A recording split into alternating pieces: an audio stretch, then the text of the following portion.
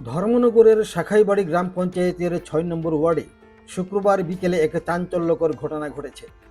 স্থানীয় বাসিন্দা বিশ্ব ঋষি দাস নামে এক ব্যক্তি নিজ গায়ে আগুন দিয়ে আত্মহত্যার চেষ্টা করেছেন বলে জানা গেছে। ঘটনার খবর পেয়ে ধর্মনগর দমকল কেন্দ্রের কর্মীরা ঘটনাস্থলে ছুটে যান। তারা স্থানীয়দের সহায়তায় গুরুতর দগ্ধ অবস্থায় বিশ্ব ঋষি দাসকে উদ্ধার করে জেলা হাসপাতালে নিয়ে যান। সেখানে প্রাথমিক চিকিৎসার পর তার শারীরিক অবস্থার অবনতি হওয়ায় উন্নত চিকিৎসার জন্য জিবি হাসপাতালে রেফার করা হয়েছে।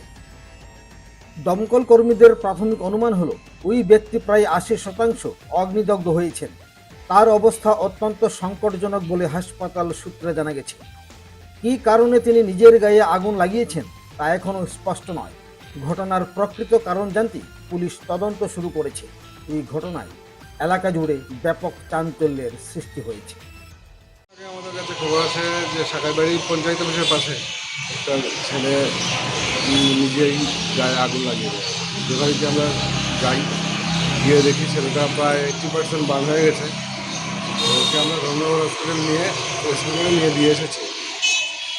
ছেলের নাম বিশ্বজিৎ ঋষি দাস, বয়স 35। কদমতলা থেকে ভানুচন্দ্রের রিপোর্ট, ত্রিপুরা পাইওনিয়ার।